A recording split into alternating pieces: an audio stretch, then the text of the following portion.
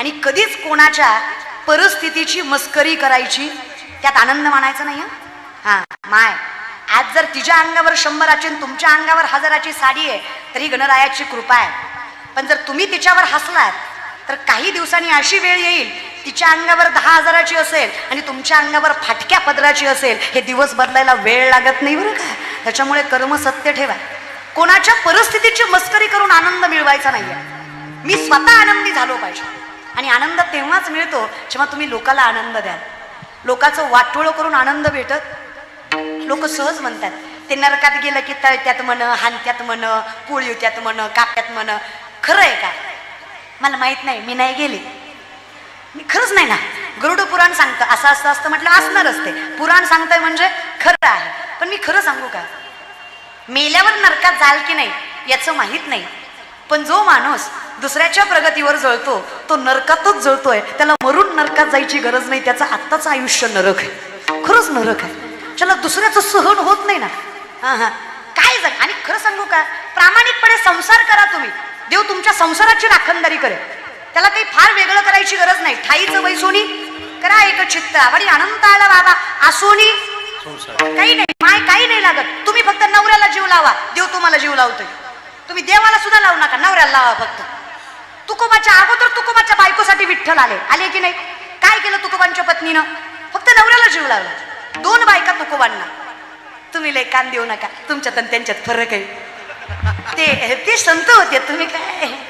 मला वाईट वाटतं दादा, लय वाईट वाटतं. बाप्पाच्या दारात सांगते मी, लय चांगली माणसं आहे आपण.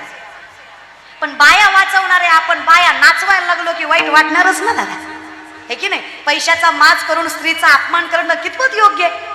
पण कोण रे दादा आपण? अरे शाहिस्ताखानाच्या लाल महालाच्या हल्ल्यात शाहिस्ताखानाच्या बहिणीची पोरगी भीतीनं कुठेतरी लपली. शाहिस्ताखानाची बायको पळत पळत आली. जहाँ बना मुझे लगता है शिवा के मावलों ने बदले की आग में लड़की उठा ली. शाहिस्ताखान शत्रु है पण बायकोला सांगतोय, बेगम जबान को लगाम दे, शिवा के मावले है वो. ऐसी उनकी परवरिश नहीं कि औरत की तरफ गंदी न डाले. औरत जात की इज्जत करने वाले लोग है वो, बेटी नहीं उठाते. बायकोला कौतुक वाटलं. बायको म्हणली क्या लगता है आपको जहापना, तुमने उनकी बहू बेटियां उठाई, यहाँ तक उनकी इज्जत तक लूट ली. उस वक्त तुमने नहीं सोचा वो औरत है उसका क्या कसूर. अगर तुमने उनकी औरतों को जलील किया तो शिवा बदला नहीं लेगा. बेशक लेगा बेगम, क्यों नहीं लेगा. आज उंगलियों पर जान चली गई, कल गर्दन से जाऊंगा. नाम रुतबा सल्तनत इज्जत शोहरत यहाँ तक जिंदगी तक नहीं बख्शेगा वो शिवा. लेकिन एक बात की जबान देता हूँ, इन आंखों ने देखा है, बेटी उनकी हो या अपनी, औरत जात की धर्मजात नहीं देखते.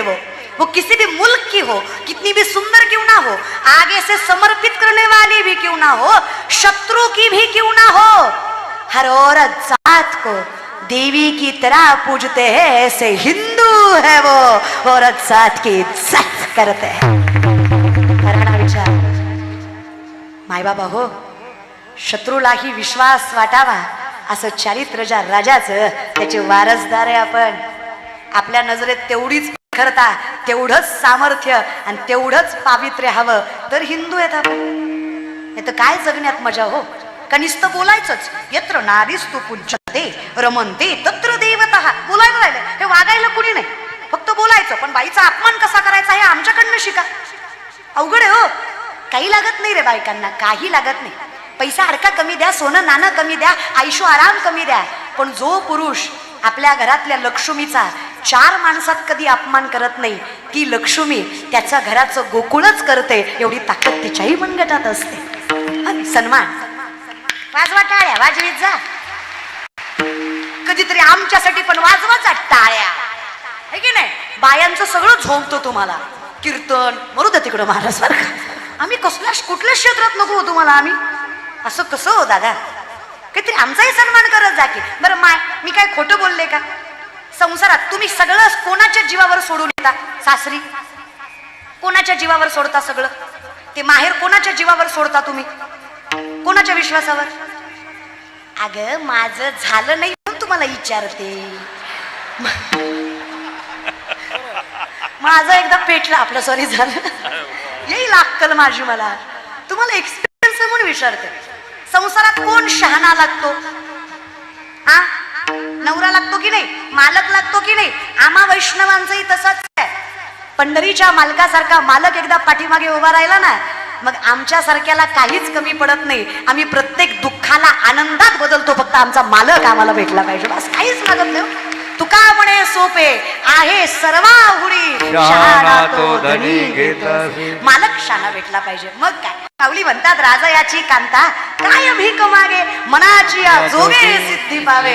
आम्ही पाहिजे ते मिळवतो, फक्त मालक मात्र पंढरीचा असला, मायबाप मात्र पंढरीचा असला, त्याला सर्वस्व केलं ना. मग नवराई तूच, मायाई तूच, बापही तू.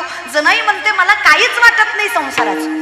जनाबाई म्हणतात मला संसाराच्या दुःखाचं काहीच वाटत नाही, कारण मला माहित आहे माझी माय माझ्यासाठी धावत आहे ना. कोण आहे ती माय?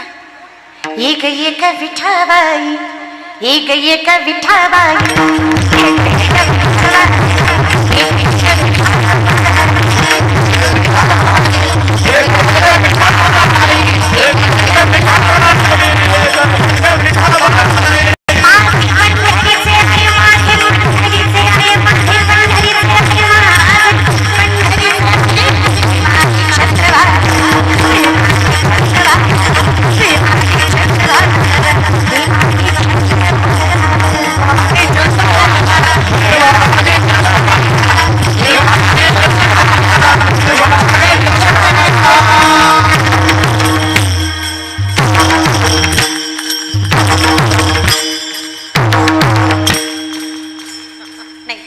महाराज काय नाही, तू मायबाप हो फक्त आमचा. मग काय, तुकोबांना 2 बायका, लक्षात आहे ना. पहिल्या पत्नीचं नाव रखमाबाई, दुसऱ्या पत्नीचं नाव जिजाबाई. पहिली पत्नी रखमाबाई दुष्काळात अन्न करून गेल्या, दोन्ही श्रीमंत घरच्या पोरी. आता ही जी जिजाबाई मी म्हणतेय ना, आवली टोपण नाव त्यांचं. पुण्याचं सासर तुकोबारायांचं, गुळवे सावकाराची पोरगी तुकोबारायची बायको आवली. 3600 एकर ऊस होता तिच्या बापाचा पुणे जिल्ह्यात. किती? 3600 एकर ऊस जिच्या बापाचा. ती नवऱ्याच्या घरी मिठासोबत भाकरी खायची. तुमचं बरं आहे ना? सहज विचारलं महाराज. 1.25 एकर ऊस तुमच्या सासऱ्याचा, काय नाचती तुमची बायको महाराज. 3600 एकर काय मोठं मन, कसा देऊ येणार नाही एवढं कर्म चांगलं असल्यावर. पण तुकोबाराय गरीब होते असं नाही. गांभीर्यानं विचार करा, दुसरी पत्नी जर एवढ्या श्रीमंत घरची यांनी दिली म्हणजे तुकोबाराय गरीब असतील का? 65 लाखाची सावकारकी तुकोबांची. आत्ताचे 65 लाख नाही, 450 वर्षापूर्वीचे. आत्ताचा लाख म्हणजे तेव्हाचा रुपया. तुकोबांनी 25 बैलगाड्या कर्जपत्राच्या इंद्रायणीत बुडवल्या. फक्त तुकोबांच्या वाटणीचं 2 भाऊ बाकी आहेत अजून. तुकोबांनी भावाचं खाल्लं नाही. कळलं त्यालाच कळलं महाराज. मग काय, 25 बैलगाड्या हो. अशा पोत्यांनी भरलेले कर्जपत्र. एका कागदावर 50-100 एकरी जमिनी घाण होत्या तुकोबांकडं. अशा कागदांच्या 25 बैलगाड्या. आळसकर, या जगातले शेतकऱ्यांचं कर्ज माफ करणारे पहिले महापुरुष जगद्गुरु तुकोबाराय. इतकी श्रीमंती जगद्गुरु तुकोबांच्या दारात होती. गरीब नव्हते ते, पण त्यांची भाषा बघा ना. अनाथ अपराधी पतित आगळा, परी पाया वेगळा नका करू. ते तुकोबाराय म्हणतात अनाथ आहे मी, अपराधी आहे मी, पतित आहे मी. आणि आपण म्हणतो सरपंच आहे मी, माजी सरपंच आहे मी, सदस्य आहे मी, अध्यक्ष आहे मी. अरे खोटं खातो बाबा. एवढी मोठी माणसं अनाथ अपराधी म्हणतायत, तुझ्या पदाला काय करायचं? आणि सगळा दिखावा बघा, काही खरं नाही राहिलं. कला लाखो माणसाची बघत एका माणसानं घातली. प्रत्येक माणसाला गंध लावून जेव घालायचा. मला कौतुक वाटलं. मी म्हणलं काय मोठ्या मनाचा माणूस आहे. अहो लाखो माणसाची पंगत दिली. शेजारचा म्हणला ताई लय कौतुक करू नका, त्यानं काय चांगल्या मनानं दिली नाही. इलेक्शन जवळ आलंय म्हणून गुतीवल्या ती, दुसरं काही सुद्धा नाही. अहो म्हणलं गंध लावून खाऊ घालतोय. ते म्हणलं ती कसं आहे, एकदा आल्याला पुन्हा आल्यावर कळावा म्हणून गंध लावतोय महाराज. तो अंदा जीवन जाऊन नये म्हणून निशाणी आपलं काय करायचं हो अशाला. हे असं नसावं देवा. मी करावं, बोभाटा करू नये, उगा असत्य सांगू नये जगाला. हे तर परिस्थिती अशी आहे, अख्ख्या कोरोनात साहेबानं किलोभर तांदूळ दिला पण फेसबुक जाम केला. अरे दिला कशाला बाबा, ते फोटो काढणाऱ्याचा जीव गेला महाराज. बरं का, ही माणसं करतातच नावासाठी बघा. हे नको देवा. मी करावं तुझ्यासाठी, मी करावं माझ्या समाधानासाठी, मी करावं हितासाठी, बोभाट्यासाठी, प्रसिद्धीसाठी. मग काय काय सांगावी ताकद दादा. ती जिजाबाई एवढी श्रीमंत घरची पोर फाटक्या एवढ्यावर संसार करायची तुकोबांचा. तुकोबांना भाकरी दिल्याशिवाय कधी भाकरी खात नव्हत्या. 4-4 दिवस तुकोबा सापडत नसायचे तरी आधी भाकरी तुकोबांनाच मग स्वतःला. एक दिवशी असंच तुकोबांना भाकरी द्यायला चालल्या जिजाबाई पायात काटा मोडला त्यांच्या. शेतकरी आहात का माऊली तुम्ही? तुम्ही तुम्ही शेतकरी आहात का? शेतकरी हात वरी करा. शेतकरी वा, तुम्ही प्राऊड फार्मर रे, घ्या खाली. हा, तुम्ही शेतकरी आहात याचं कौतुक करा. अरे शेतकऱ्याची पोरगी मी दादा. आयुष्याचा जुगार खेळून मातीमधनं सोनं पिकवायची ताकद ज्याच्या मनगटात आहे, ज्याच्या घरात कधीच भ्रष्टाचाराचा, लाचारीचा आणि तळतळाटाचा पैसा येत नाही, त्या शेतकऱ्याची औलाद म्हणायचं, कौतुकानं सांगायचं तर आमच्या बाप्पाची साईज कमी का असना पण आमचा बाप्पा कष्टाच्या पैशानं आणलेला असतो माणूस बरं का. त्याच्यामुळे आम्ही भाग्यवान नाही, शेतकरी आहे. बरं, व्यवहारिक विचार करा. आर्मीत भरती होणारी पोरं शेतकऱ्याची का जागीरदाराची? शेतकऱ्याची. वारकरी संप्रदायात स्वतःचं तारुण्य पणाला लावून वारकरी संप्रदायाची पालखी खांद्यावर पेलवणारी पोरं शेतकऱ्याची का जागीरदाराची? शेतकऱ्याची. तुळशीची माळ, कपाळाचा गंध स्वाभिमानानं मिरवणारी पोरं शेतकऱ्याची. आणि वृद्धाश्रमात कोणाचं मायबाप? पैशावाल्याचं, नोकरीवाल्याचं, जागीरदाराचं. ते कुत्र्याचं नाक पुसतं, बापाचं नको वाटतं त्याला. तसे आम्ही श्रीमंत आहे की दादा. आम्ही आमचा बाप फाटक्या धोत्रात का सांभाळेना, पण आम्ही आमचा बापाच्या घरातच सांभाळतो. एवढे चांगले संस्कार आम्ही दादा शेतकरी आहे. शेतकऱ्याच्या पायात काटा मोडला, काही नवल आहे का?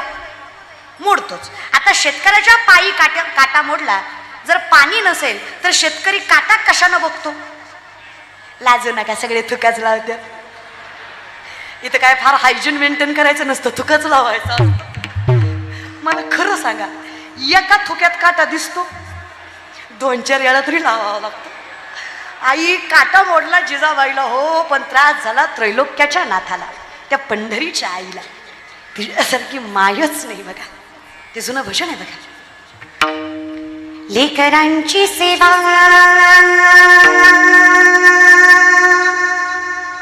केली सतुआ, लेकरांची सेवा केली सतुआ, कसं पाहू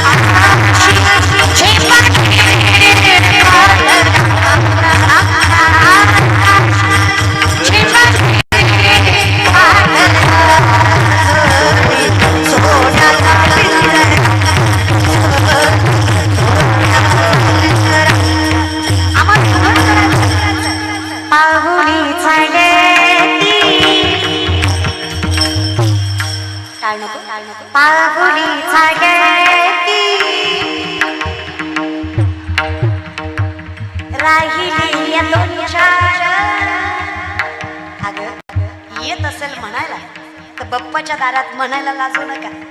आणि अख्ख्या संसारात एवढं येत नसल म्हणायला तर जरा कळलं तिला, कळलं माणूस बरं का, थोडं प्रेमाने.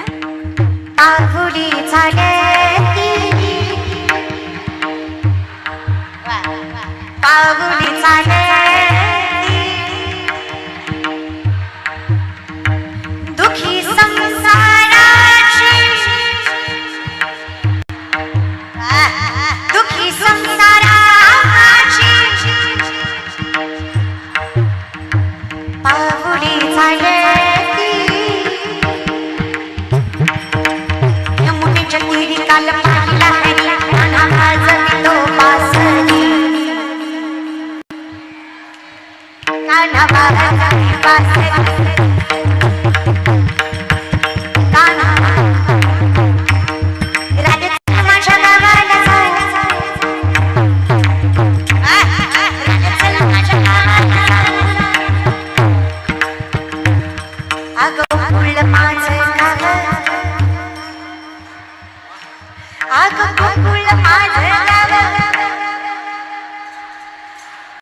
तुम्हाला काय टोचतो होय देव टोचतो बेसतो नाही, ह्यांना ही गवळण जमत नाही. ह्यांची गवळण वेगळी आहे महाराज. ह्यांची गवळण तुझ्यासाठी घे देव. घालून हाणलं पाहिजे ह्या गवळणीला.